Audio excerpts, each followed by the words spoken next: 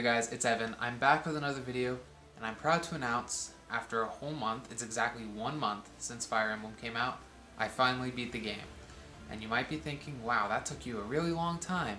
But, you know, I was playing on classic mode, I wasn't letting any of my characters die, I was kind of taking my time with it, and I played on hard difficulty, which, you know, I kind of regret, because it was a painstaking experience, but I did play through it all the way.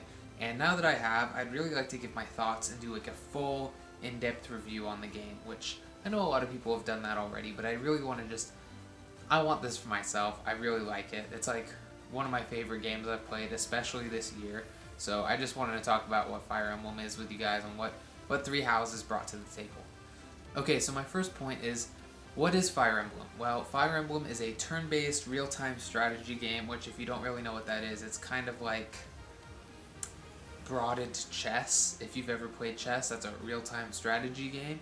You do something strategic, your opponent reacts, you react accordingly, and it's a battle of attrition basically, and you just react according to what's happening in real time rather than planning every single move out. While you do like to plan things out, it's kind of hard to know exactly what's going to happen, especially with Fire Emblem.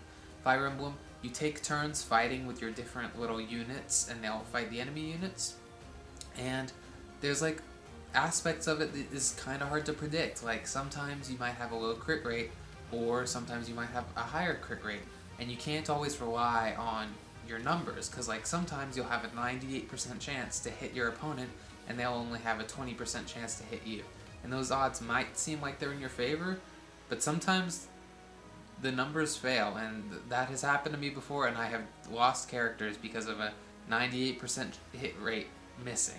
It's really awful when that happens, but sometimes it happens. Anyway, that's what Fire Emblem is. It's basically you take turns moving your units, and it's a war, basically. Almost every time it's some sort of war, and there's different aspects, like there's a rock, paper, scissors mechanic, or there used to be, where, say, axe users were strong against, I believe it's lance users, and lance users are strong against sword users are strong against axe users. There's other, like, you can have heavy armored units which are strong against, they're like completely immune to arrows and archers for the most part, but they're really weak to, say, magic or something like that. And then Pegasus riders have pretty high avoidance rate for most attacks, but they get hit really easily and they die very quickly to archers. So it's a give and take sort of thing. You really need to plan out all your moves. Fire Emblem, for the most part, for most of its history, was this war of attrition, back and forth sort of thing. But recently, in, I believe, Fire Emblem Awakening was the first to do this, they introduced support conversations, and support has always been a part of Fire Emblem where, say, you have two units that fight together well, or they fight next to each other very often, then they get a higher rank, and then maybe they perform better, or they have higher hit rates, or something like that. Well, Fire Emblem Awakening was the first to do this, where these units could actually have conversations, and you could build a relationship and kind of watch them grow. Eventually, you could marry characters together, your avatar character could marry someone, you could have a child with them, and due to like time elements, you could do time skip things and actually train the children and fight with them in the war. So that was sort of an element going forward since Awakening. So Fire Emblem Fates did that as well, and of course Fire Emblem Three Houses did that, but that's kind of like a big part of Fire Emblem now as well. So what is Fire Emblem Three Houses? Three Houses it's a Fire Emblem game. It stays very true to the Fire Emblem formula. It is a real-time strategy game. It has added elements, but for the most part, it is very true to the Fire Emblem formula. What makes it so unique is there's 4 storylines you can play through. You get to choose at the very beginning which character you want to go with. You can go with Edelgard, like I did, the Black Eagle house. You can go with Dimitri, who's the blue eagle, not the blue eagle, the blue Lion house, and then there's Claude, who leads the Golden Deer house. And they each have different members, different students that you can interact with and stuff. It's really cool, and that's sort of what bases your decision off in the beginning, is what students they have. At least it did for me. I didn't know anything about the story really going into the game, so I made my decision entirely off of the students. I don't even like Edelgard that much, but her students were really cool, so that's the house I chose. This sort of branching off into different stories formula began a little bit with the last game, but the thing that made it different was It was Fire Emblem Fates, but then there was two separate games, sort of like Pokemon does with like Diamond and Pearl or Sword and Shield or etc. And it was Fates and Fire Emblem Fates Conquest and Birthright, I believe. I didn't actually play these games, but I know it was sort of the same story, but depending on which game you played, you fought like on a different side of the war. So this is sort of like that, except there's only one game, and you just choose which side to pick right in the beginning. This is really cool, I think. I don't really see the purpose of having multiple games like this. I get kind of why they do it with Pokemon, but Fire Emblem tried it once, they didn't like it too much, I don't think, and this sort of just brought it home. And arguably one of the biggest additions to Fire Emblem Three Houses is the Monastery, which is like kind of the main hub of the game. As you may know, you play as a teacher to the students, so when you pick a house, those are like the students you focus on. But an element that has been added to Three Houses that was never in any other Fire Emblem game is you basically have certain days where you can just roam around the monastery and do whatever you want. So at first you can't do much because you're limited to a certain number of actions with your action points, and you can get more action points by raising your professor level, but that takes time to do. So you only start out with like 1, and then you can easily get 2 or 3, and then you end up with like 7 or 8 in the end of the game. So obviously as time goes on you are able to do more things, but all of these things, like you can eat lunch with your students to build a bond with them and increase their motivation, which I'll touch on in a second. Motivation is pretty important. You can, I don't know, sing in the church with them, and that'll build their motivation as well, and it'll raise your Gambit powers, which I'll also talk about in a second, and it'll raise your students' faith. So there's so many different things you can do. You can train with students or teachers. You can go fishing if you want, which honestly is a slept-on activity, honestly. Like, I didn't realize until the end of the game, but each month, if you just buy all of the bait in the store, you can raise your professor level pretty quickly if you just fish as much as you possibly can. It is a great way to raise your professor level. Underrated. You can also plant flowers. You can do all sorts of stuff like that.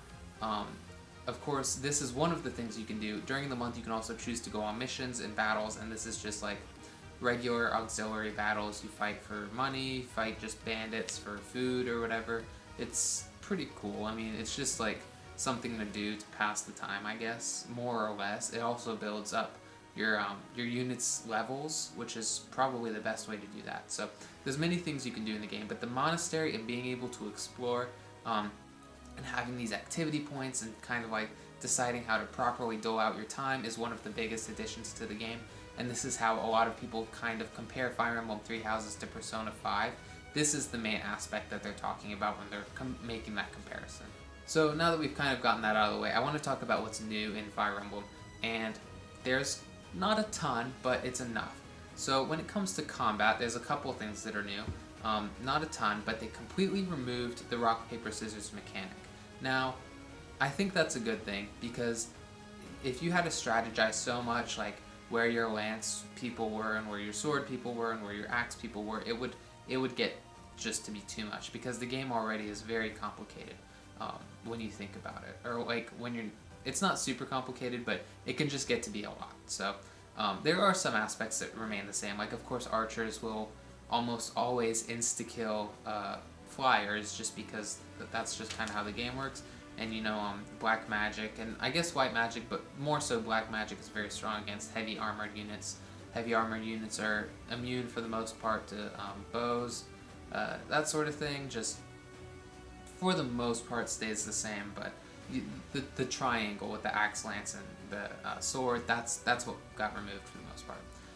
Another thing that they added was Gambits, which is honestly a very interesting a mechanic, and what it does is basically when you're in the monastery, you can recruit a group of mercenaries, I guess, to fight or to assist some of your units. So say you have a healer, you can place like healing monks on their team, and they can perform a gambit attack, which is like a very powerful move, takes up a turn, and if you're attacking, it's impossible for the enemy to counterattack. So one of the biggest things about it. But it adds a new stat to your character, and it's called Charisma, I believe, and that's what increases the ability of your gambits. So say if you have the White Saros monks on, say, Linhardt, then he can learn a gambit called Stride, and it lets all of your units who haven't moved yet get a much bigger movement range rather than like the normal movement range for those units.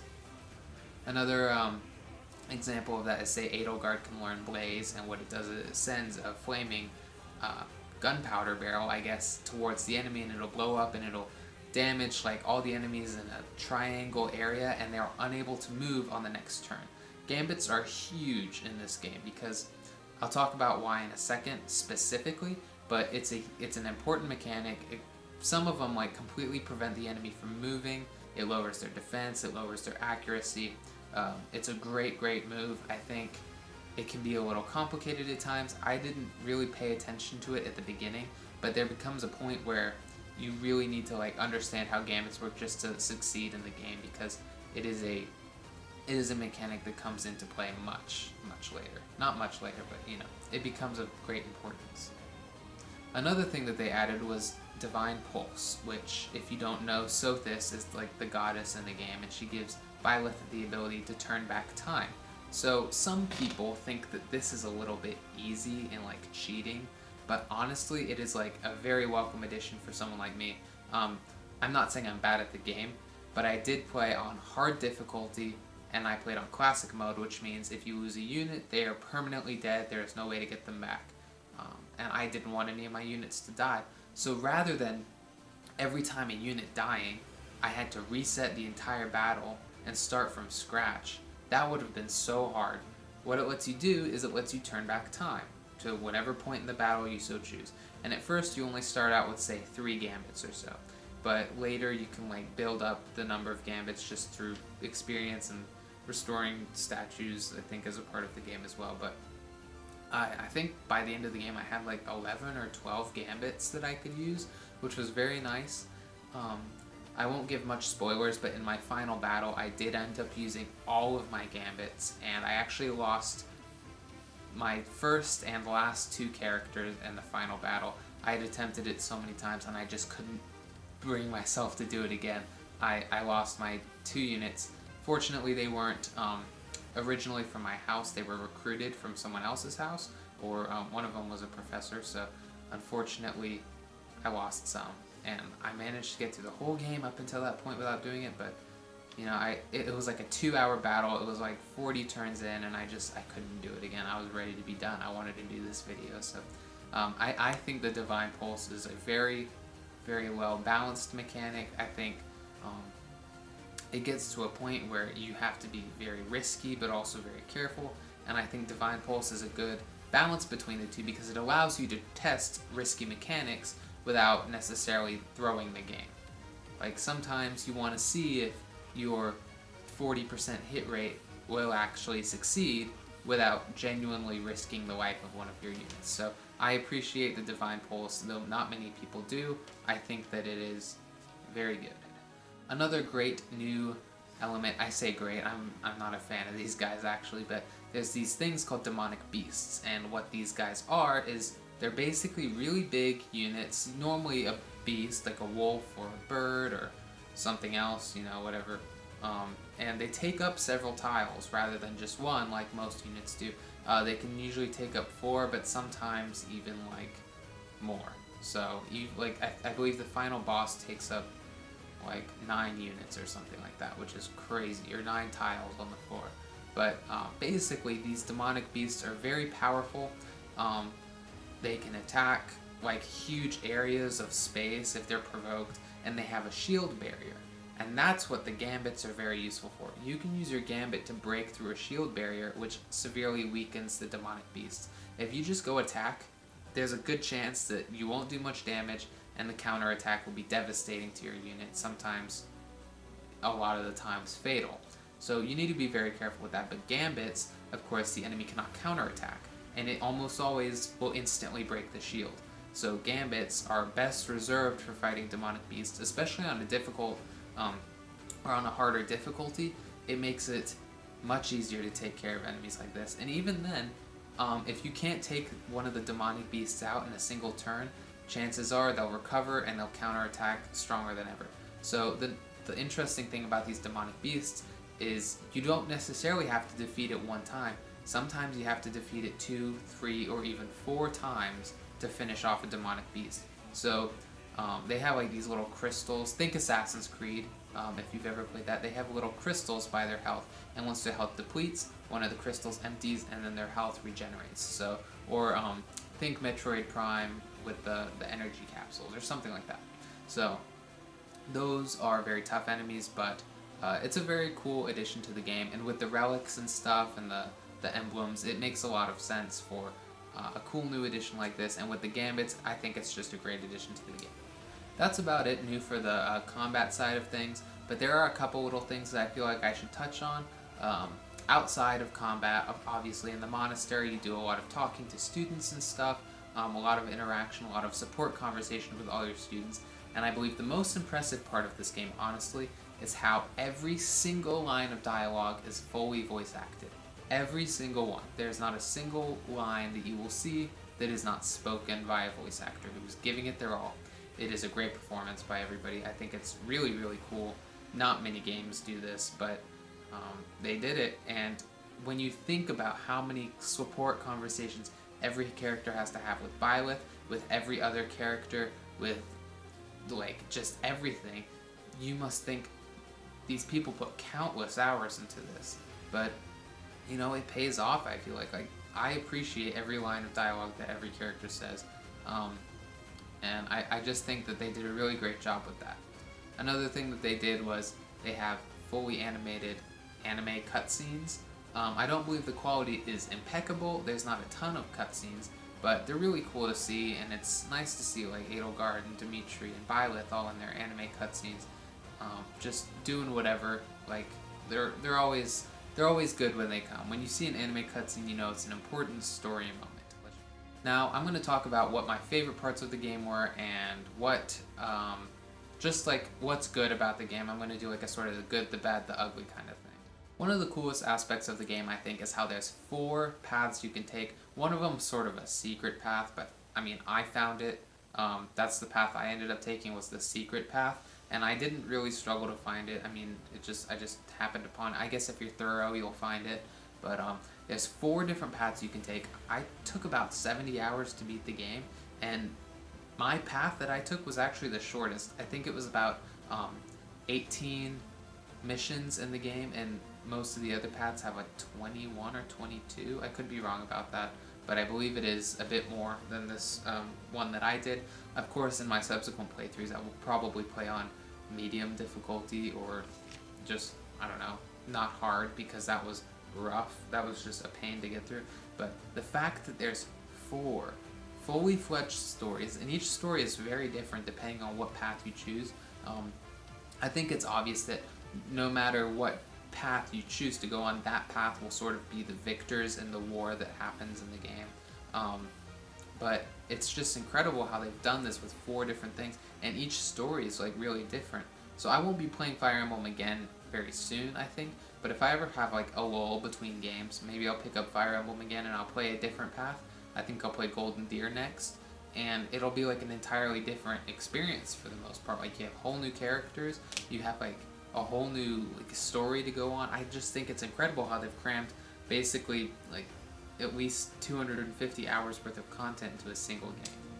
Alright, so another thing they really knocked out of the park was your characters, and every character is just like fully fleshed out. Like, they might seem pretty flat on the surface, but if you talk to them and you have your support conversations and you raise your support, you'll find that every single character has something like beneath the surface. Like, everybody is just, they're real people, it feels like. Like, obviously they're not, but all these characters are just like so well built, like so well thought out, and I guess the fully fledged dialogue really helps with that. Like, every character just speaks every line. They've really like built a world with people, and every character really feels like they matters, and I super appreciate that. Fire Emblem's always done a great job with their characters, but this one just like, I don't know, I feel very attached to like all of my students, like a lot of the characters who aren't my students, you know?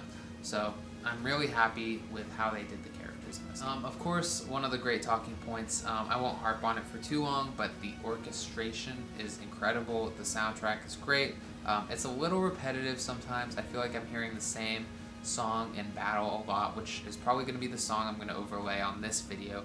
But you hear that one a lot, but I gotta say, I didn't really get tired of it.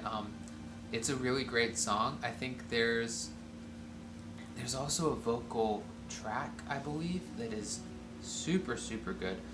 It's just like, it's stepped up the game from past Fire Emblems so much that it's difficult to really even compare because it's such a big like improvement. I think they really nailed the difficulty curve in this game as well. At first, even on hard difficulty, it doesn't seem too difficult. It is a little tough, but really not bad at all, especially compared to, late game. But as time goes on, it really feels like it's not impossible.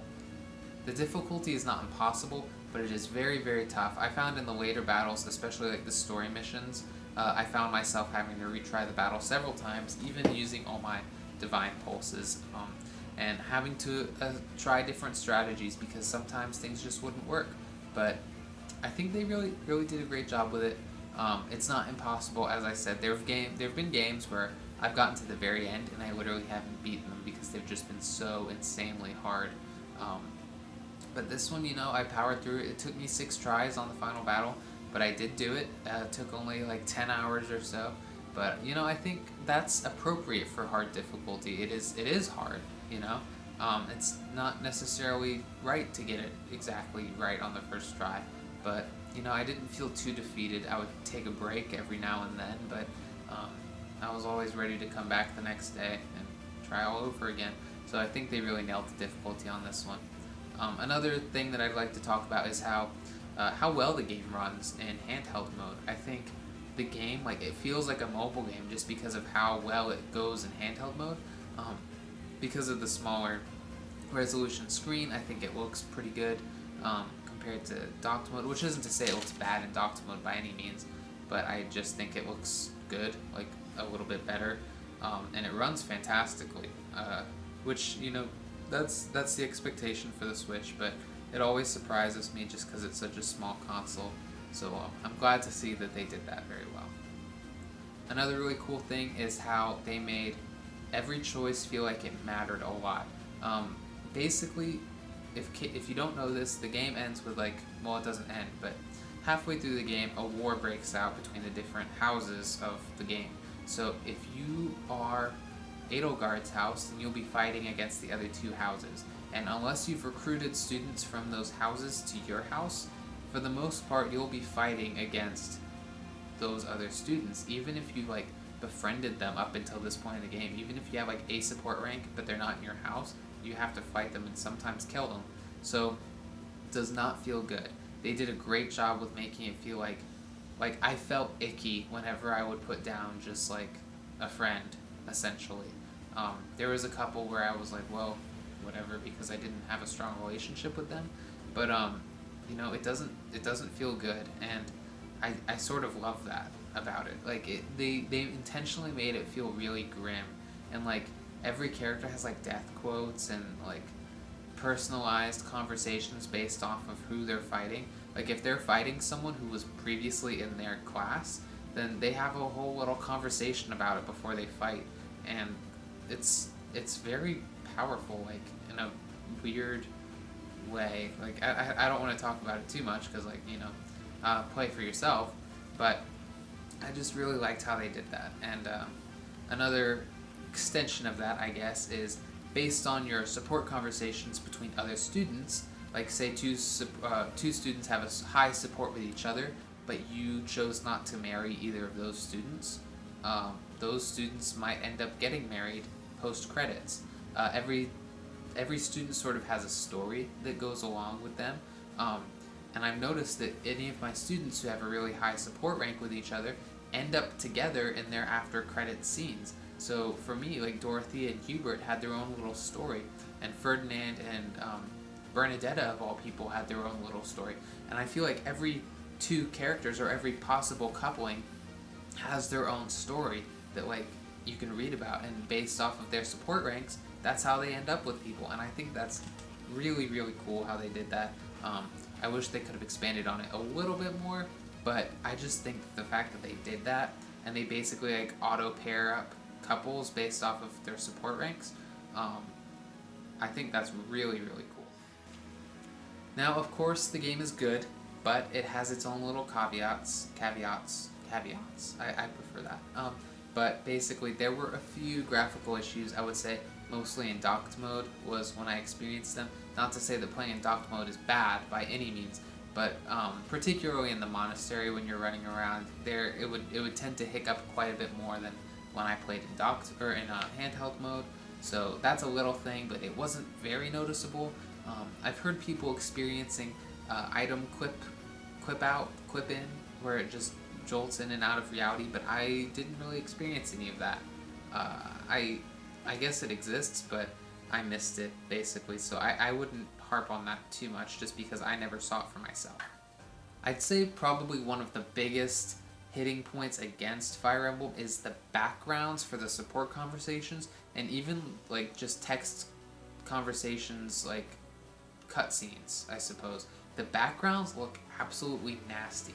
Like they were made in MS Paint in probably 20 minutes, and that's exaggerating a bit, but they just they look stretched out, they look kind of weird. Sometimes I notice on character models, some pieces of armor and stuff would look really clean, and then others will look very pixely and gross. There was a strong divide between what looked good and what looked bad, and it just didn't necessarily come together.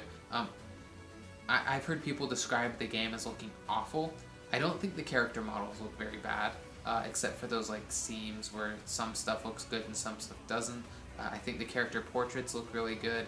I think a lot of the cutscenes look really good, as long as it's animated. Some of the non-animated cutscenes do look a little bit funky, but I think the game overall, this is one of those games where the appearance of it isn't quite as important as, say, the gameplay itself and the experience that it gives you.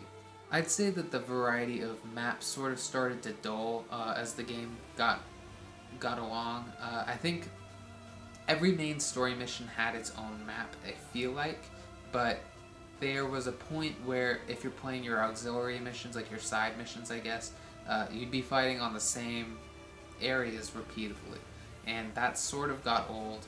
You sort of knew all the secrets of all the maps, or all how all the maps worked at a point, and I just kind of wish they did a few more. Small complaint though, obviously these are side missions after all, and you can't expect them to churn out too many for that, but I wish they'd done a few more. That's all I have to say really about that one. I've heard a few people talking about this, and I don't think it's too noticeably bad, but there is a quite obvious recycling of character stances and poses, especially the males and the females all have the males especially have a one hand on the hip style thing. They all do it, and Sylvain does one if he has his hand behind his head, the classic anime oh, did I do that kind of guy pose. And the girls all do one thing or another, so they're all very similar, but like I said, this is one of those things where I'm not really focusing so much on the poses. I'm more focused on the dialogue and the character building than anything at that point. And the last thing that I wasn't a huge fan of was the very ending. After I beat the final boss, after I beat the final battle, I suppose, I got my cutscene, my anime cutscene that was about a minute long. Wasn't super fulfilling, honestly. And then I got a 30-second dialogue sort of tribute about what happened after the war. And then it started showing me all of my students and a text paragraph. Everyone got a paragraph about what happened after the war, and it just felt kind of weird. After I spent 10 hours trying to beat this final level, I get about 2 minutes worth of content, and then a bunch of paragraphs about my characters, and then the credits roll. So that felt slightly rushed. It felt a little bit weird. I was expecting something else. I was expecting a little bit more, but I still think the ending was good. It was still a little grim. The war, it's grim. Stuff happens, but I thought it was great. I really, really liked this game a lot, and I hope you guys want to play it. So yeah, that's about it for this. I'm going to try and wrap it up pretty quickly, but As you may know, I'm giving away my Ike amiibo. I don't have it up here with me right now, but it's an Ike amiibo new in the box. I'm giving it away. All you have to do is subscribe on YouTube. You have to follow me on Twitter, and you have to retweet the tweet that is in the description below. Just go ahead and do that, and you are entered to win Ike amiibo. I probably won't give it away until I hit like 100 retweets or so, or if I hit 100 subs, then I'll probably give it away then, because I want it to mean something, you know, rather than just like, it is what it is. But yeah, that's that. Astral Chain comes out very soon. I'm glad I beat Fire Emblem when I did, because I didn't want to have Fire Emblem and Astral Chain on my plate. That comes out this Friday, as you probably know, and I would like to get a video out about that as soon as I possibly can, not wait a month like Fire Emblem. So I will get that out to you guys as soon as I can. I hope you all have a great rest of your day. Is that all I'm going to talk about? That seems like it. This is one of the best games of 2019. That's all I was going to say, really, buddy. But obviously we have a lot of games to go, so I'm excited to see how it pans out. But for sure, one of the best Fire Emblem games I've ever played. For sure, one of the best games of 2019. Probably the game of 2019 for me as of right now. But I will probably put together a comprehensive list at the end of the year based off of all the games that I've played. So I will see you guys in the next video. Thank you so much for watching. Please hit the bell. I don't know why I said that. I guess people do that. Hit the bell, I guess, if you're subscribed, which, you know, that's even better. Just subscribe, and then you can hit the bell if you are feeling really ambitious. You know, like, share, follow me on Twitter. I do talk about tons of gaming stuff, tons of gaming news, tons of gaming whatever. You know, like, I'm really big collector, so I do lots of amiibo, physical copies, like special editions, all sorts of like info stuff. I'd say I'm pretty decent at keeping up with info on Twitter, so it's a lot of people sleep on it, so check me out. Alright, see you guys. Thank you so much. Goodbye.